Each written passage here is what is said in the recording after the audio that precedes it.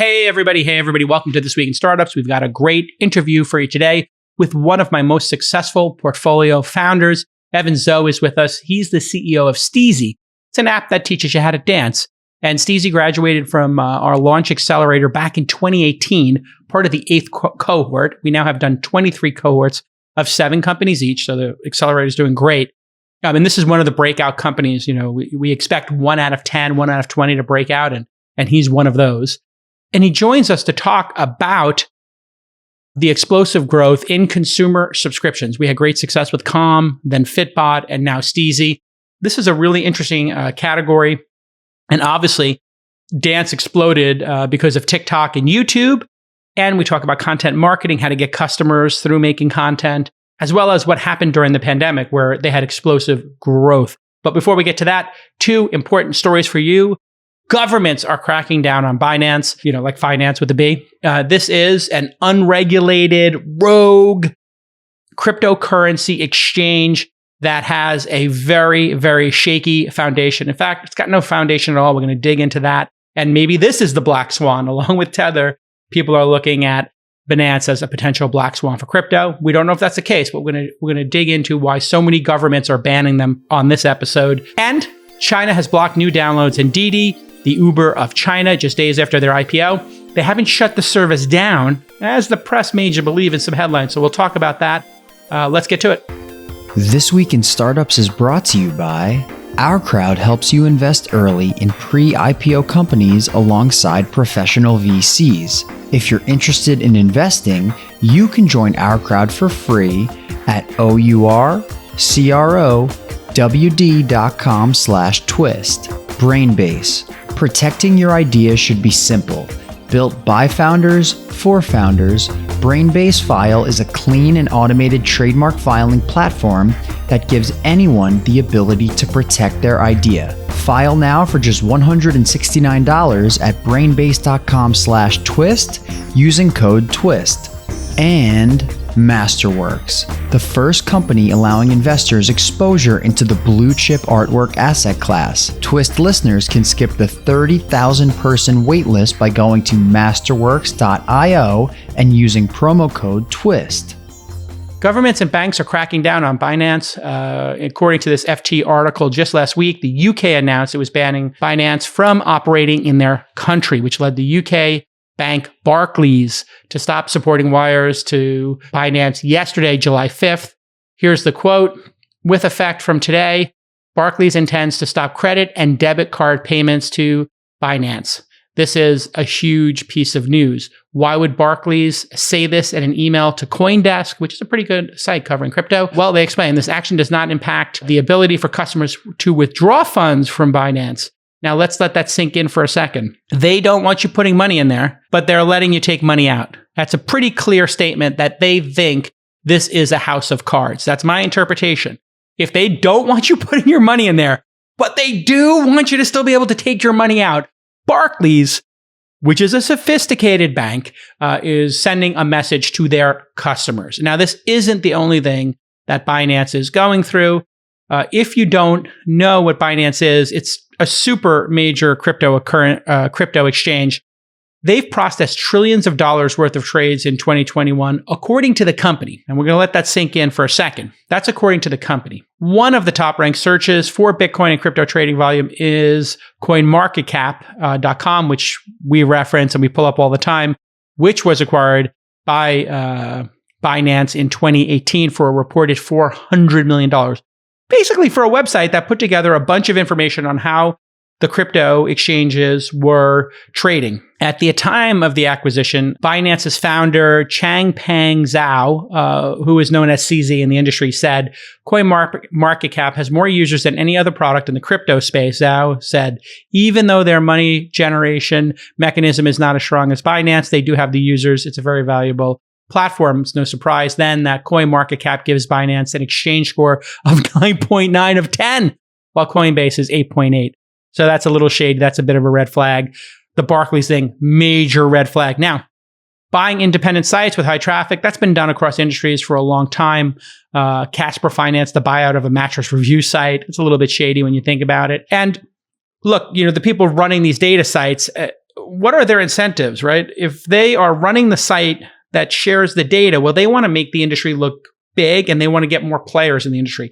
So this is where a conflict could be happening. I would not be surprised. I wouldn't be surprised if a lot of the volume on Binance is from what's called wash trading or painting the tape. If you don't know those terms, basically means people who own a stock running a bit of a scam. They send each other the stock back and forth. The suckers come along and they say, wow, look at all this volume.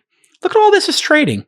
And many times in crypto, I've wondered, and other people have wondered, is there really that many people trading these weird cryptocurrencies? Is $1 billion really going through the system a day for this one crypto? Well, it could be the whales in the system, the people who got in earlier, are looking for new bag holders. This is the theory. Well, how do you get new people to buy the coins? Well, you show volume. Then this wash trading really misleads the public, and that's why it's illegal. Now, if you're running a crypto exchange virtually with no rules in no jurisdiction, well, who's checking to make sure you don't do that? That is, I think, potentially one of the things we're going to find out. And this manipulation has been studied all the time in cryptocurrency.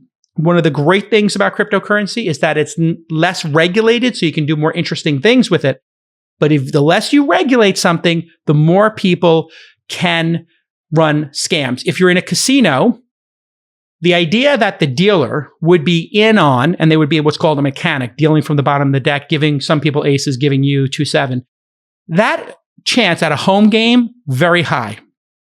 You know, in a legal card room, very high. But in a regulated casino where there's something to lose, like your license, it's harder. And the dealers are monitored with cameras. At a home game, you don't have that. So these offshore exchanges in crypto, that's like playing in a home card game run by the mob or by illegal sports books. And, you know, when I was in LA, there were a lot of card rooms like that. And I wouldn't play in them. I played a couple times. But I knew that there was something funky going on. And then on the other side, you had home games where it was just my friends, people I know. I will only play in games with people I know. That is how I would encourage you to look at these offshore accounts. That if there is something that can be done to give another person an edge, it's probably being done, which is why I also don't play online poker, because people can share cards and they can run all kinds of different scams. Now, I'm not saying that Binance is a scam, but the red flags start adding up. And with Tether, the red flags have been adding up. So we investigate, we go deeper. Now, back to Binance. It's incorporated in the Cayman Islands and it has no headquarters. That is another major red flag. Binance is an exchange that operates in many, many different jurisdictions, but is not rooted in any of them. Major red flag.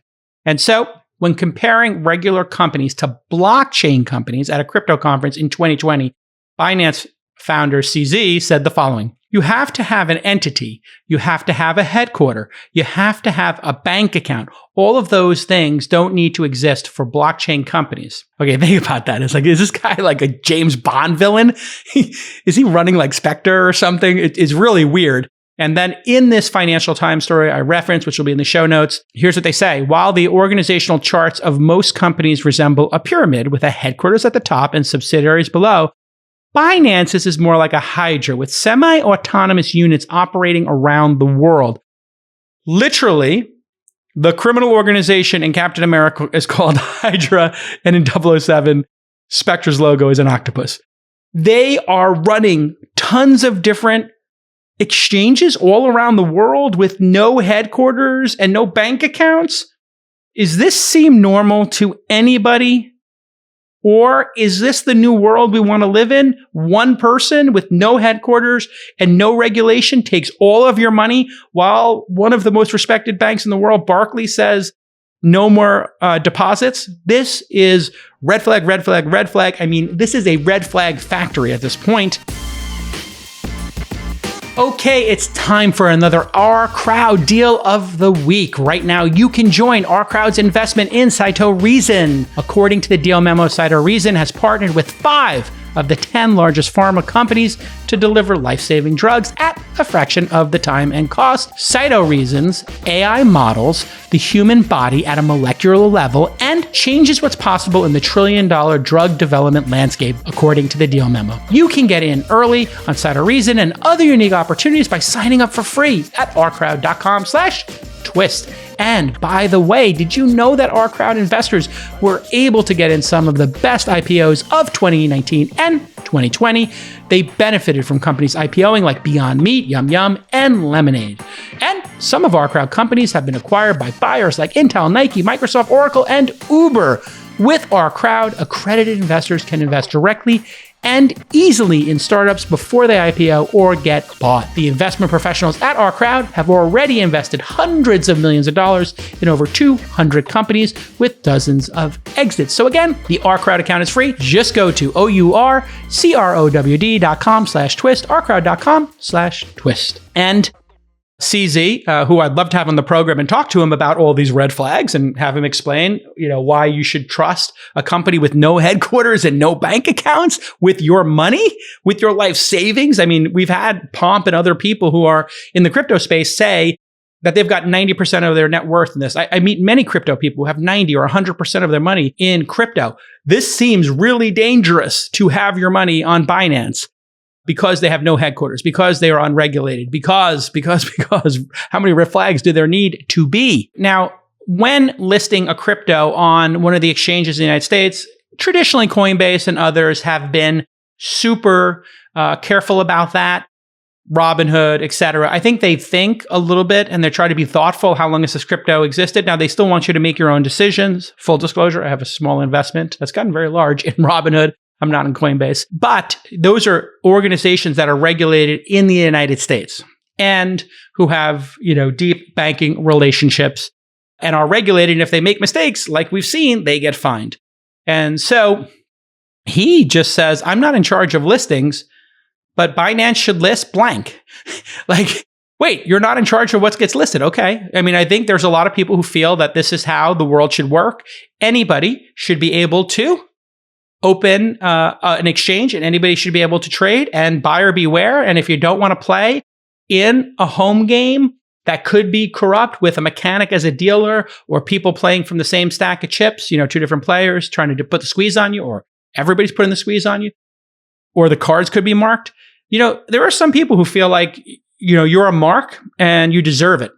That's kind of the vibe I get from this guy, is that if you decide to use his services, you're a mark, and it's up to you to defend yourself. If it was me, I would take any crypto I've bought on these exchanges and I would move them to either a valid exchange or to my own wallet as quick as possible. I would not trust leaving your money in Binance. That sounds like the stupidest thing you could ever do.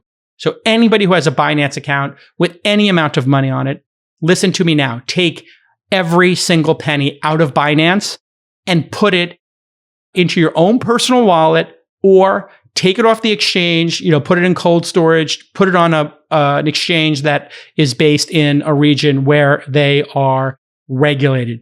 Absolutely do not trade on these exchanges. And if you insist on trading on them, why would you leave any amount of money up there? Get it all out of there as quick as possible is my best advice. That's what I would say to my friend if I saw these red flags. The second I see the Barclays thing, the second I see we have no headquarters, we don't need bank accounts, all those red flags start popping up. That doesn't mean it's a fraud. It doesn't mean it's a house of cards. It doesn't mean it's a black swan. But it does mean use your common sense. When I had friends told me they went to these poker games, they won 3 hands and then they lost all their money and they had to buy in 2 more times and then they lost that.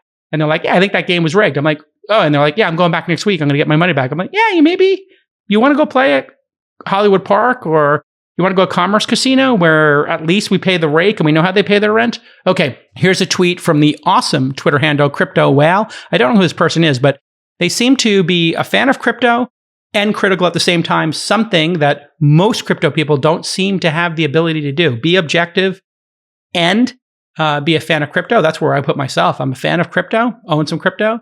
Think it's fine to own some crypto, might even be advisable.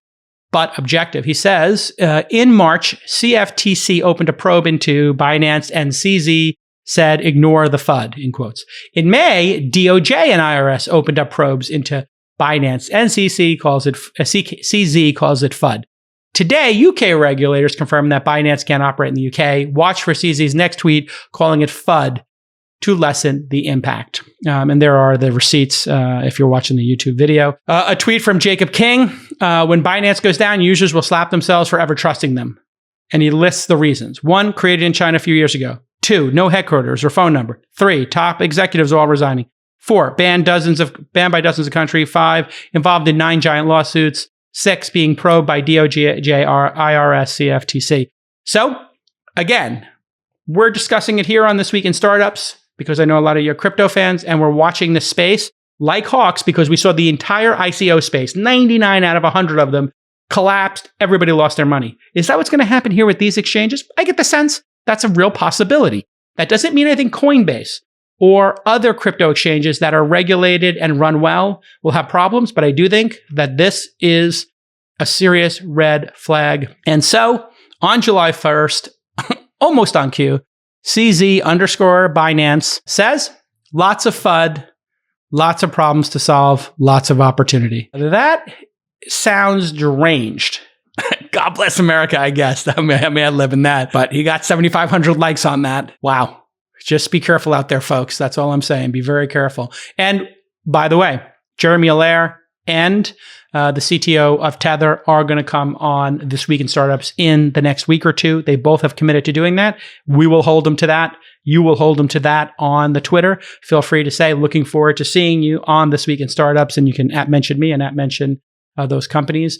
We're going to get to the bottom of all of this. The investigations are not going to stop. They will only increase. And the Twist Army, please, if you have information on any of this, you know our Twitter handle, TWI Startups. DM one of our 3 producers. And we got 3 full-time producers on the show. And we'll get on it. So keep telling us what's going on in the space. If you think there's a fraud, let's talk about it here and try to get that information out. Okay, Didi's new downloads were blocked in China just days after its IPO. Full disclosure, I invested in a ride-hailing company called Uber. God, this is going to be made into a video of me again saying I invested in Uber, but I have to say it. And Uber owns a large percentage of Didi because they shut down their China business, or I should say they sold their China business to Didi, and Uber owns something like 15% of Didi, which, you know, hey, that's over $10 billion. What a great job Emil and Travis did in making that deal with Didi. I mean, that's just a ton of money to get for selling your company and not having to work on it anymore in that region. So 2 days after they go public, China's internet regulator, the Central Cyberspace Affairs Commission, CAC, sounds scary, announced they would be halting new user signups on Didi while they completed a cybersecurity review of the company. So now the press headlines would make you think they shut down the service. And I think this is super important for everybody here to understand. You do not need to trust headlines by the press. In fact, when you read a headline, I think you should immediately say 2 things to yourself. 1, is this hyperbolic to get you to click? And so what's the actual truth? So what are the tricks that the press uses to get you to click? Well, one of them is they use like this massive catastrophizing and being hyperbolic. They make things seem worse than they are, right? You see that with COVID. The COVID, Delta is surging. And they say Delta variant is surging, which is true, while deaths are at a record low and cases are at a record low and vaccines are at a record high. So be careful. You have to unpack this stuff and you have to be a good media consumer. Headlines, I would say, in even some of the best publications are 40 to 60% accurate. And they're 30, 40, 50%, 60% sometimes complete BS to get you to click. Or maybe they have an agenda and they're trying to persuade you of something. But let's go back to Didi. They did not stop, and I don't want this to sound like I'm talking my own book because Uber happens to own a big chunk of this. They didn't shut off all of Didi in China. That would be crazy because they have close to 500 million members over the past 12 months. If they were growing at 5%, now they don't share their monthlies, but I'm just taking a guess. Maybe they're growing at 5% a month, which compounded means every 14 months or so, they would double the size. So just taking a guess there. That means this would represent, 25 million users or so if, this lasts for a month. So this is not like the company's been shut down. It means they've been told, hey, you got to fix these things. And here's the headline from CNN. China bans Didi, its biggest ride-hailing service, from app stores. So China bans Didi, its biggest ride-hailing service. And at the end, a little bit of truth from app stores. And then the second headline from CNN, Didi shares crash after China bans it from app stores. Almost truthful. They did ban it from app stores, but everybody can still use the service. So the way to say it is Didi under investigation in China, new users not allowed onto the service. That would be the accurate headline. Is that going to get you clicks? No. So what they do, even at CNN, and I don't believe CNN is fake news. I wouldn't go as far as Trump, but I will say whoever's writing these headlines is trying to get clicks. And we had this discussion with Cad Metz on this program, talking about the New York Times. The writers there typically are not the ones who write the headlines. They work with editors. And in some publications like BuzzFeed or Vox, they will test 5 headlines on Facebook, I understand. And then whichever one performs best, that's the one they go with. So there's like a science to getting you to click. The media is about clicks. If it bleeds, it leads, has existed for a long time. So never trust the headlines, folks. So obviously the app is still functioning regularly for most users, as reported by CNBC, which I'll be on this week. Didi said it will comply with authorities. We plan to conduct comprehensive examination of cybersecurity risks and continuously improve on our cybersecurity systems and technology capacity. Shocker, a Chinese company is going to comply with government agencies. This is what you do if you are in China and you run a company. You comply with whatever the CCP tells you. And Jack Ma, as you know, lost control of Ant Financial. He didn't actually apologize for his previous marks against the CCP yet, but he went MIA for 3 months from October 2020 to January 2021 at a conference on October 24th in 2020. In Shanghai, Jack Ma directly criticized local regulators in the state-dominated banking sector. Quote, "We shouldn't use the way to manage a train station to regulate an airport," Ma said. "We cannot regulate the future with yesterday's means." That is the least critical thing you could say about regulators in a society, right? Like in America, we might say something a little bit more sharp edge because we have more freedoms. And then on Tuesday, November 3rd, which I think is like less than 2 weeks later, Chinese regulators pulled the plug on Ant Group's $34 billion IPO debut in Shanghai and Hong Kong, less than 48 hours before it was set to start trading. Jack Ma then went MIA for 3 months before reappearing at a Teachers Award ceremony.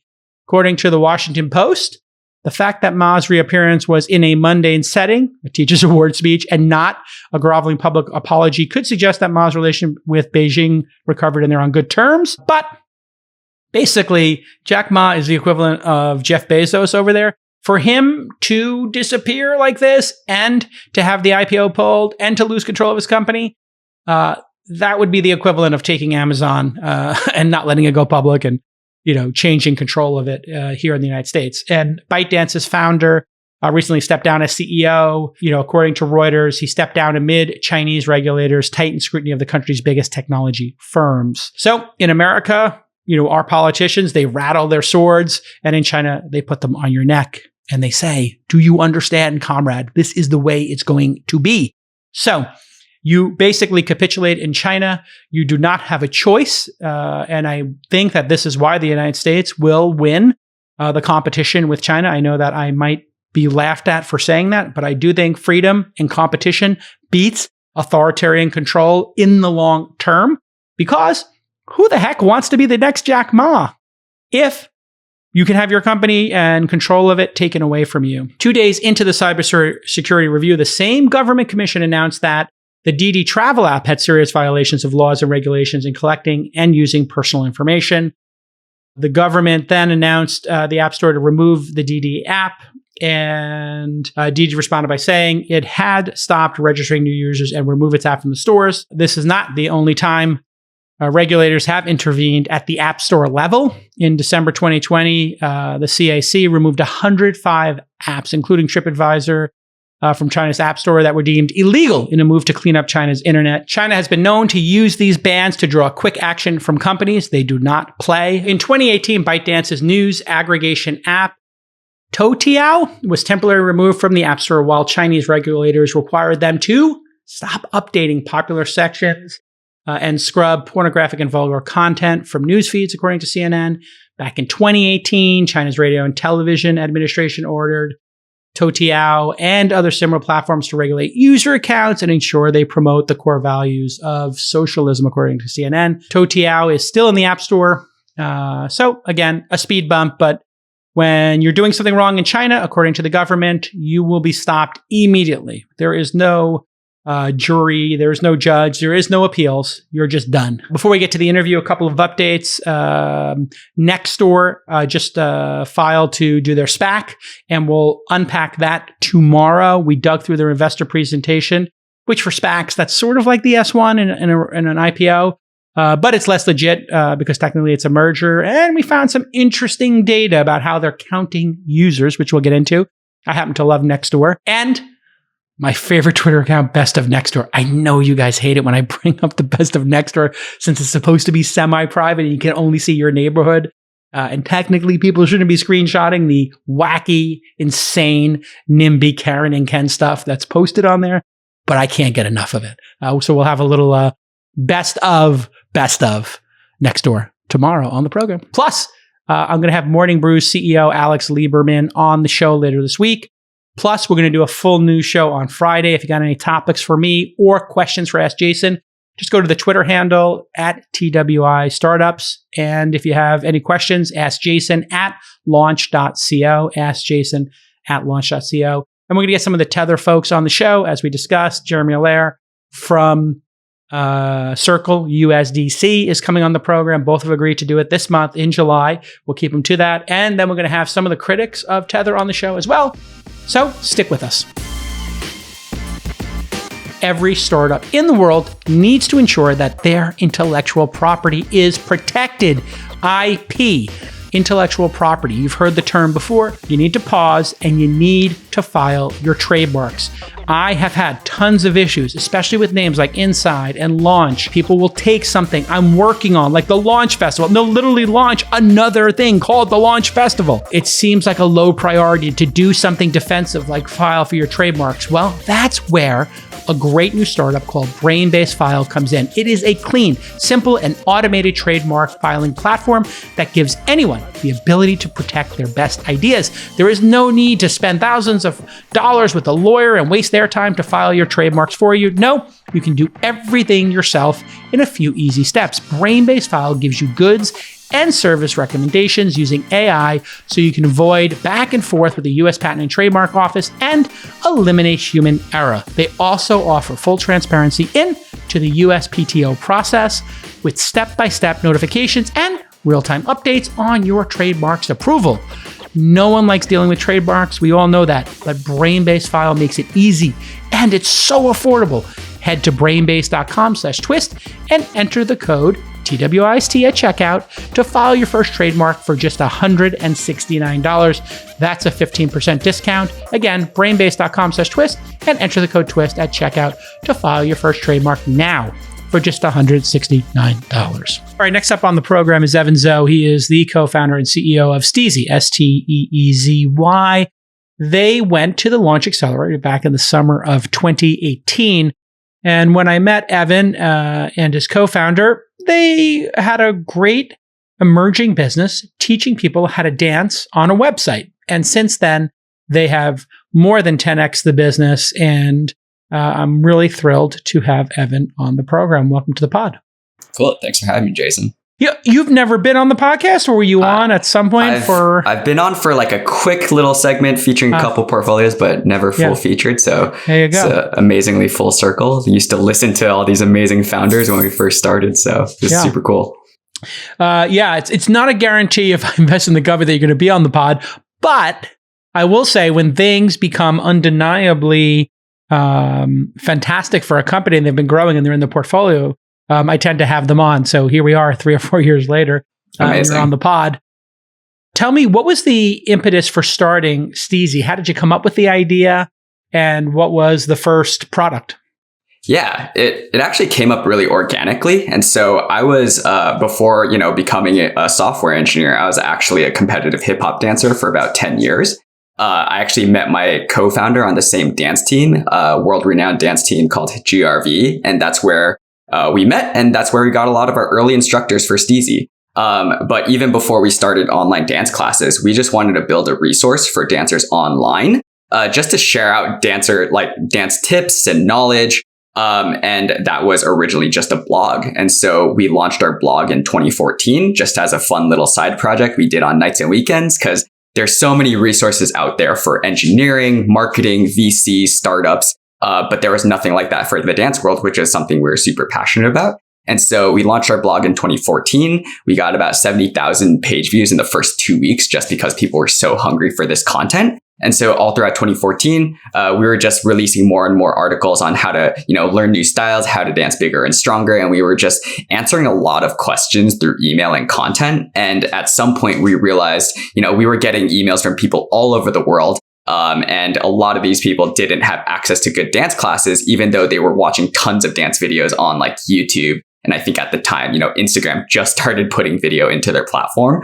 And so we thought, okay, for all these people that don't have the right resources, we should be building online dance classes for them. And so that's how we first started. So were you writing the content and doing like pictures? Was that the original sort of product? Yeah, absolutely. I wrote the very first article, which was how to pick up choreography, which is just a really hard skill on its own that no one really explicitly teaches you. And I had developed my like own little systems for learning choreography along the way. And so, and this is really the great part of the entrepreneurial story. Starting a blog costs $0. Mm-hmm. Writing a blog post costs $0. It's just taking whatever's in your mind. And then even making short videos cost close to $0, depending on how much time you put into editing them.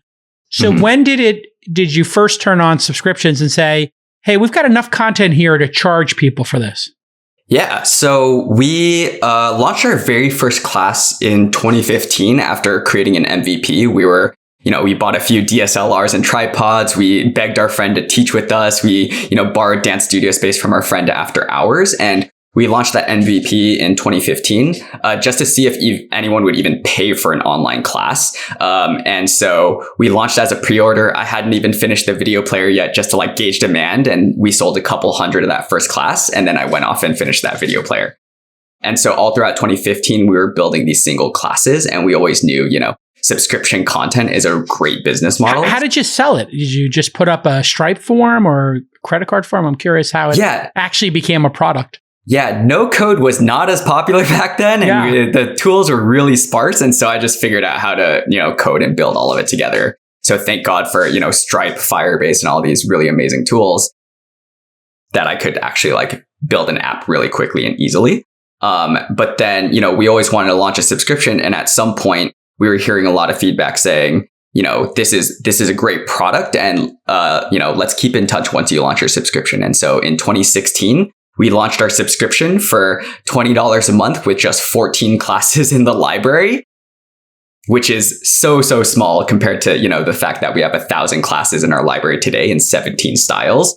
But back then, we just said, hey, let's launch the subscription and then figure out the business model from there because that's the thing. And so we launched our subscriptions in 2016 and we started releasing one new class a week. And it's pretty amazing that people were already subscribing to the product back then with just like 14 classes in the library, which kind of shows the amount of demand there is. And so we just kept building ever since. There was a common belief that if something was free on YouTube, then you could never charge for it. I remember people telling me when we invested in Calm.com, hey, this is stupid. You can get this for free on YouTube. Why would anybody ever pay for it? And there's a free meditation podcast, there's free meditation videos on YouTube. And then you had the same thing. There were tons of dance videos. In fact, when we were at Mahalo, we had done a bunch of Mahalo dance videos and done tremendously well with them. And so I obviously understood from my Calm experience that people would pay for it. But what was it that made you not take that common advice at the time, 5, 6, 7 years ago, and decide, I'm going to try to get people to pay for this? And what have you learned about this issue of stuff exists for free in the world, but people will pay for it? Why is that? And what will they pay for that maybe doesn't exist in the free world? Yeah, I think people are now very used to paying for high quality content that solves their problems. And so there's so much noise out there for free now. People just want like the brand and the answer that will solve their problems. And so, for Calm as an example, at first it was calming your mind and now it's sleep and it solves that exact problem. And just with the explosion of dance content that's out there now, there's these people that are watching all of this dance content for free, but there's no guided experience. It's just still really hard to try to figure it out yourself. And so people are willing to pay for things that they're passionate about and that solves their problems. And Steezy is that place. And so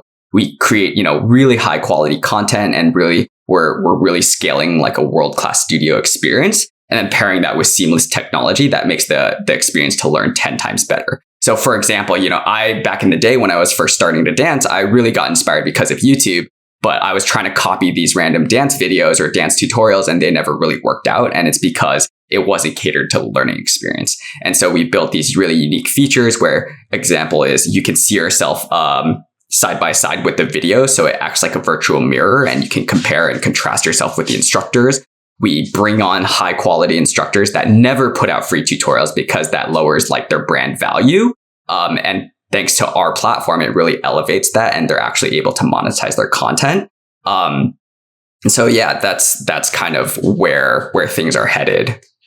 And now just ballpark, how many people are subscribers and you have an app out? How is because the app world and subscriptions came along as well. And that I don't think existed or was just getting started when you got started, correct? How has that changed things? We have subscribers in over 100 countries around the world, and only 50% of them are based in the US. So it's really exciting to see this like global and international dance community that's coming onto our platform. And things have, really changed over the years. Like I personally was a web developer. And so I built V1 on the web and people love learning on big screens. But now, everybody's just on their mobile devices. They're watching dance content on Instagram and TikTok these days. And so shifting to mobile first was a really big core thing for us. And we've really unlocked that in the past year. I know, you sat in our board meetings and told us for a few years, mobile, and we got that done. And so mobile is now. Was I right or wrong? You were absolutely right. Well, what is it about mobile that is different than the web in terms of running a business and the uptick in subscribers? Yeah. Do you think? Everyone just spends way more time on their mobile phones. And so they're not tethered to like a desk or at home. Like they're just always on their devices. And so we just saw the majority of our traffic keep coming in from mobile devices. And so once we saw that change, we said, hey, let's flip a switch, start driving everything to the app store. And then also, with mobile apps, it's just so easy to get started as long as you get like a really beautiful, seamless experience. Apple Pay makes it super easy. Google Pay makes it super easy to start subscribing. So it's removed the friction and people are hanging out there. And so that means if people are hanging on their phones 5 times more than their desktops and it's, 30 less seconds or 2 minutes less to check out, makes it super easy. I also think people like to manage their subscriptions in a central location. I know I do. So if given the choice, if I could put my Spotify and Netflix and Disney subscriptions and Hulu subscriptions into the iTunes store, I would, because I like to see them all in one place. Now I don't because I'm not allowed to. And some of those folks have incentivized us to not do that. Are you concerned about your portfolio's performance in the near future? Well, JP Morgan, BlackRock, and others are projecting public equity returns of just 3 to 5% over the next 5 years. Analysts at Bank of America urged investors to consider real assets as part of an inflation strategy. So, where are the major players putting their money? Endowments for Yale, Harvard, and other top asset managers are looking into alternative assets. According to Masterworks research, endowments over $1 billion are investing 55% more in alternatives on average. If you're looking for a very interesting asset class that's uncorrelated with the stock market, it's blue chip art. Masterworks.io sells shares in multi-million-dollar paintings by artists like Banksy, Picasso, and Warhol. According to Masterworks, contemporary art has appreciated 14% annually from 1995 to 2020, outperforming other real assets like real estate and gold. I just had the founder, Scott Lin, on the program again, episode 1232 for an Alternative Assets Roundtable, and he shared some great insights around inflation, appreciation, more. Go listen to episode 1232. Masterworks.io is a fantastic idea, and they're executing at a super high level. I think it's really genius. So sign up today at Masterworks.io, and if you use the code TWIST, you'll skip their 30,000 person waitlist. See important information at Masterworks.io/disclaimer. But in terms of the video itself, you also, and this is one of the reasons I invested, had really thought about how people learn and then what the limitations of the YouTube player were, or Vimeo, or anybody's player for that matter. Mm-hmm. And you had really interesting features like looping or changing dynamically the view of the dancers. Maybe you could explain the innovations you made in the video, and did those innovations actually work? Yeah, absolutely. People our customer feedback when they rate us 5 stars or give us 10 in an NPS score, they always cite our features and our content as, the big driving factors. And so when we first started thinking about how to bring dance classes online, because we had taken, so many dance classes for years, we wanted to really try to make it feel like an in-person dance class, but, scaled up online. And so, for most video players, most fitness videos, they're very linear. And so they're not interactive at all. And so you just hit play and follow along for a typical workout. Whereas learning to dance is a lot more like learning an instrument. You have to practice, repeat things, get it into your muscle memory. It's just that your body is the instrument in this case. And so we started really thinking, okay, what did we really appreciate and what did we like to do in a dance class? And how do we scale that up and bring that and pair that with technology? So with the different features, as an example, you can watch from both the front view and the back view.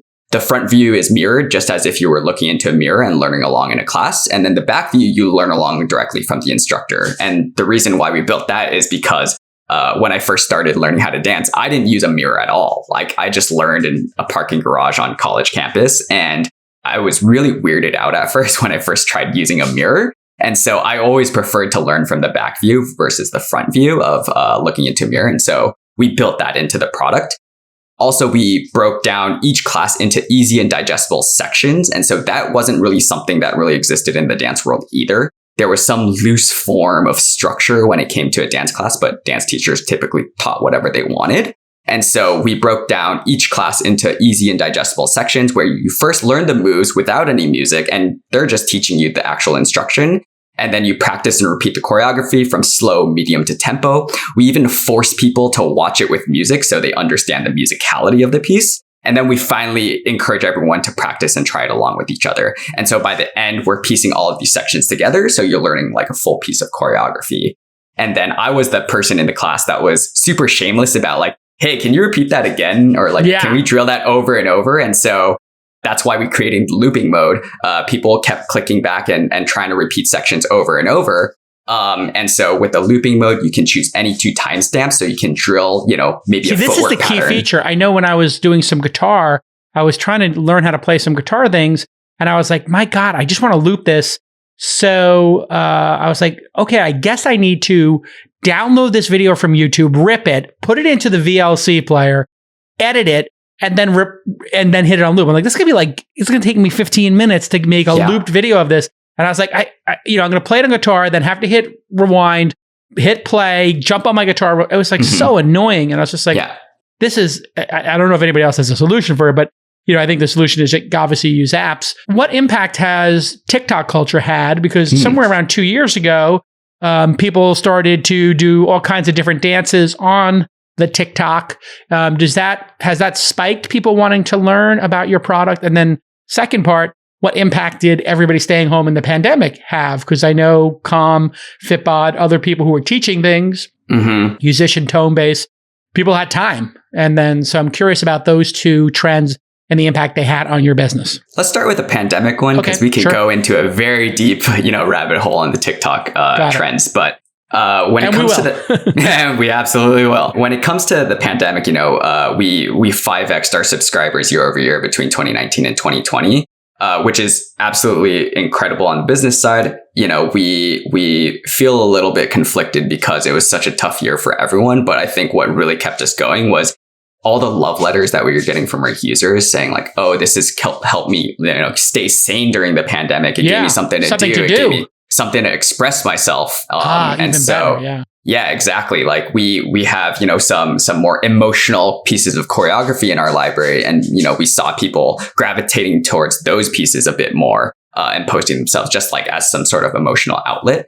And we have a really vibrant community as part of a private Facebook group. And they were just going off and connecting with each other, posting each other, like videos with each other, challenging each other. So it was really incredible to like see this vibrant, community really start emerging during the pandemic, even though, everyone was stuck at home. And now that it's over, what's happening? Are people sticking around or did usage go back down? Yeah, I mean, last year was such a crazy outlier. And so we're still seeing where it normalizes. But I think that's the unique thing about what we're building is dance is meant to be done with each other. Dance is meant to be done socially in person. And there's so many entry points to like learning how to dance that just exist in the world. For example, you have people in Miami that are always like doing salsa dancing outside with each other. You have people going back to weddings and they want to learn, fun dances for different weddings. And so there's all these different entry points, I think, that exist in the real world. And so our users also are going back to the dance studio. They're like using the dance studio classes and testing themselves based on like how much they've trained during the pandemic. But then they're also still keeping Steezy as a supplement. And so I think there's a really powerful dynamic here in the future that we can tap into that really blends the online experience with the offline experience. Tell me about your instructors, how you work with instructors. Do you have full-time instructors? Do you partner with them? How does that all work?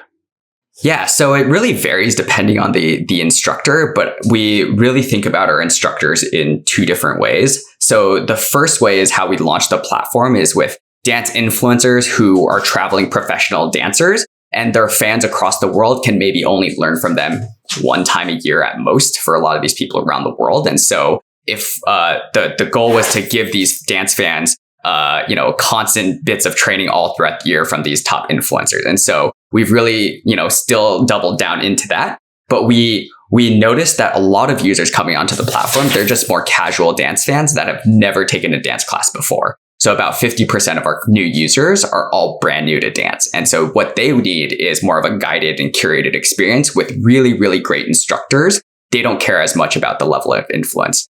And so we actually are growing our own dance influencers in-house, kind of like a Peloton.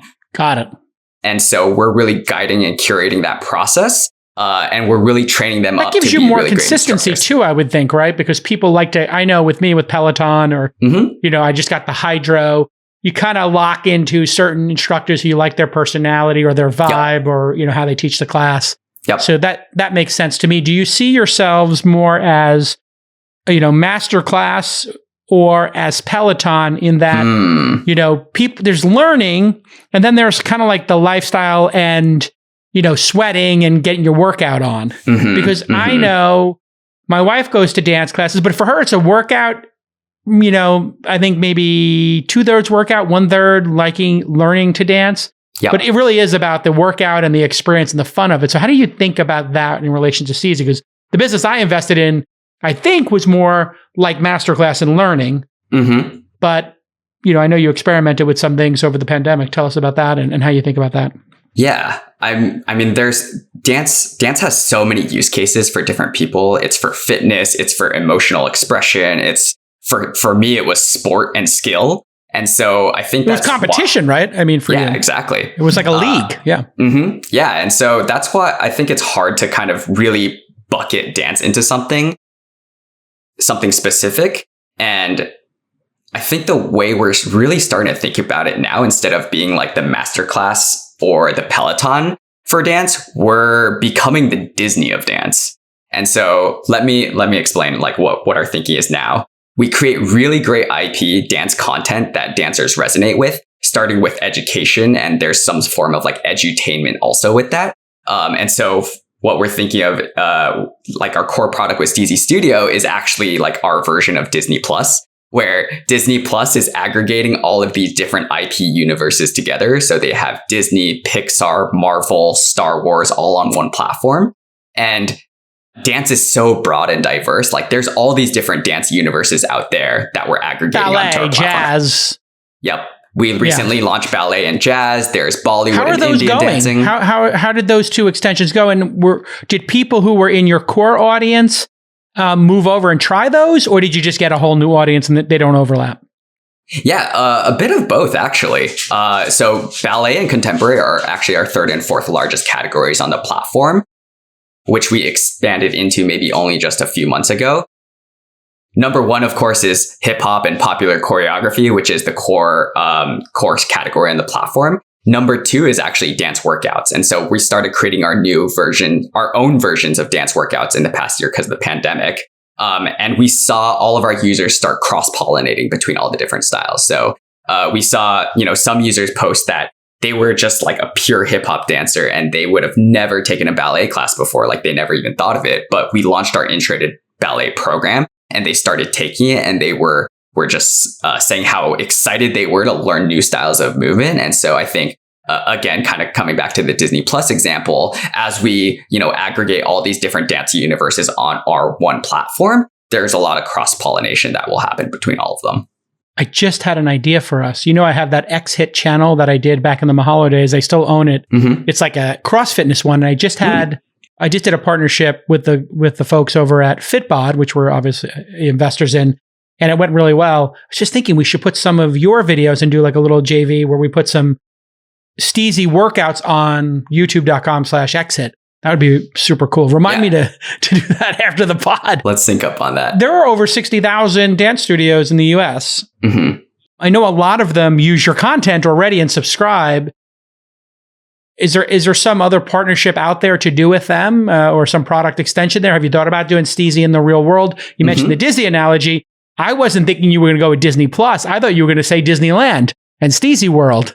And Steezyland. Yeah, but that's the thing. I think that's why thinking about us as Disney is really interesting, because at our core, we create really great dance IP, and that can manifest itself in a number of ways.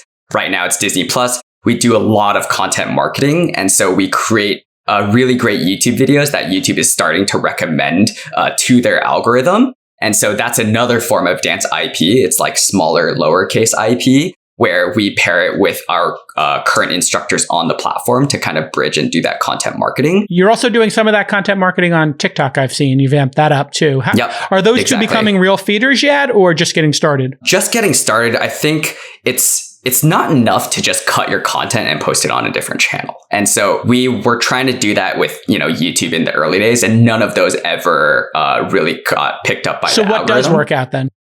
You have to create content that's native to the channel that people enjoy, and so that the algorithm starts doing the work for you and starts recommending.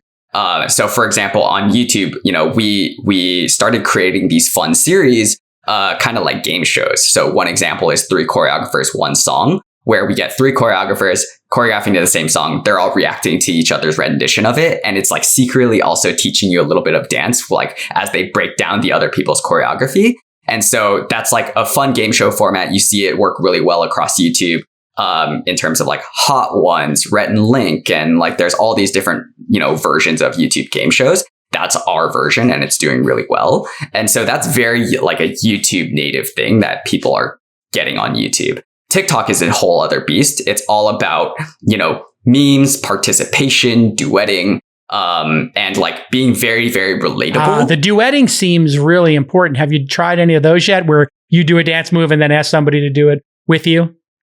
Yeah, we're starting to test that out. And so really linking like, hey, learn a dance on Steezy, then start duetting us on TikTok. Like that's about to get rolled out. I think we try to be really thoughtful about how we approach each channel. If you know of Brian Balfour and Reforge, he has, instead of just product market fit, there's product market channel model fit. And so you need... What is that? Explain it. Yeah. So product market fit is pretty straightforward. You create a product for a market, but then you also need the right channels to market that product. And so that's the product market channel. And then there's the model, which is like the business model and monetization of your, product. Brian Balfour, why product market fit isn't enough? Market product fit, product channel fit, channel model fit. Yes. I get it. Yeah. Exactly. So when we think about, the platforms that we're distributing and trying to do content marketing on, we've got really great fit on YouTube because that's something, people are very used to on YouTube. But we don't quite have the right product for the channel that is TikTok. And so again, doing some adjustments on the fly to make it really tie in with that channel, I think is really important to be able to launch effectively. Yeah, channel model fit is really important. If you just think about podcasting, I can't take this podcast and put it on TikTok. Mm-hmm. I would it's horizontal, it's got to be vertical, and people have a different expectation. Yeah, you really have to talk into the camera, and people have to feel like you just did it for that. And then you have to cut it in a way that fits with the other videos and get to the point. I was literally trying to figure out how I could take the nuggets of what I do on this podcast and translate it to TikTok. If somebody knows how to do that, if there's a TikTok expert out there, somebody hit me up for sure. Have you heard of Jelly Smack? No. What is Jelly Snack? Jelly Smack, SMACK. Smack. They're like one of these newer companies in like the creator economy, and they'll work with creators to like cut their content and translate it over to different platforms. Oh, that's interesting. Yeah. So they'll teach you how to do that. That's kind of cool. Have you worked with them yet or no? No, not yet. I just started getting a bunch of, advertising in my content that I consume. Absolutely. All right, listen, it's been great to be in business with you. You guys are hiring a couple of positions, I think. How do you hire people? What's the culture fit? I know you guys were in person and you believed in all being in the same space. You still have that belief, I think? Or have you changed it? We've changed it a bit. We're going with the hybrid model just because we, doubled our employee base in the past year. And a lot of them started being remote. Some had to move back home with families, and that is totally fine. So we're really still figuring it out and trying to, we do a lot of really unique things within our company to try to maintain that culture. So for example, we have a little shoe throws channel in Slack where every Friday we post in the shoe throw channel to give each other props, because in a dance class at the end, when you want to give props to the instructor, you actually throw your shoes at them. So everyone just like rains their shoes on the instructor. So that's like a really fun thing. And how many times when you do the shoe toss, do you put the wrong shoe back on? I mean, it's got to be a possibility. It happens. I think in the Middle East, throwing your shoe at somebody is like the greatest insult. Remember George Bush? Somebody threw their shoe at him in Iraq or something. At a press conference in Afghanistan or something. Yeah. It's like, not in the dance world. It's a sign of respect in the dance world and appreciation. Throw your ballet shoes. So we do that a bit, and we try to mix in person with offline events. We also started grouping different teammates into new squads or crews every quarter, and they're responsible for creating their own activities to like do more offline, like more unstructured bonding, like playing games with each other and stuff, and that's totally remote. And so we try to manufacture a lot of these moments like online. So we're still figuring out the hybrid model. But half our employees are based in LA. Downtown LA, cool office. Our HQ is always going to be in LA because it's the dance capital of the world. But we're totally open to hiring remote employees. Big hire that we're trying to make right now is a senior software engineer. So if you know anyone, passion for dance isn't required. We love it. Helpful, and we have enough of it ourselves. So it always rubs us off on everyone that's a non-dancer. Any celebrities get involved yet? I know there's a lot of crazy celebrities out there who are really into dance. I mean, I obviously, if you just follow pop culture. Oh, absolutely. How do you think about celebrity? I don't think you have any celebrity investors yet, but I know that they probably have been buzzing around. How do you think about celebrity investors? And if you could have any 2 or 3 celebrity investors, who would they be? Yeah. Who's the dream cap table celebrity investor? Maybe somebody watching will get us in touch with them. Yeah. I mean, you saw our tweet the other day, right? BTS would be amazing. Yeah. We reacted to a BTS video, and the BTS army just picked it up and started sharing it all across Twitter. So they would be absolutely amazing. We're huge fans. BTS army, BTS fan. Somebody hit us up. Maybe we'll get you on the cap table. Please. But no celebrity investors yet. And I think that's a big thing that I'm starting to think about is like, what other partnerships, now that we've got the machine humming, the core product, the team in place, like how do we just get more distribution through partnerships and really starting to get integrated in all of these moments of culture? Yeah, I mean, it'd be amazing if like Megan Thee Stallion, Will Smith, Britney Spears, like there's all these incredible dancers, to get them involved and do their dance moves would be sick. Absolutely. Get them on the cap table. Yeah, we're barely scratching the surface of I mean, it's only so much you can do, right? I mean, this is one of the things. There's so many ideas. I think that's like part of being a good board member. And we've been lucky enough to be spending this time together. Focus. We always talk about focus, and it's like, you really can't do 10 things. You can do 2. You might be able to do 2 and 2 experiments, or focus on 1 or 2 core things and 2 or 3 experiments. But there's a point at which you're not actually doing anything that scales. In the core business, there's still 10x and then 100x. That's one of the things I loved about Calm and Uber is they stayed really focused on the core. And then every 3 years, they launched the second category, UberX, Uber Pool, Uber Eats, whatever it is, Uber Trucking, All right, listen, continued success. Everybody check out Steezy, Steezy. Remind me to do this X Hit thing. We got to just do 20 dance videos where people do dance workouts. Yeah, let's do it. It's a crossover. It'd be great for both channels. All right. We'll see you all next time on This Week in Startups. Bye-bye.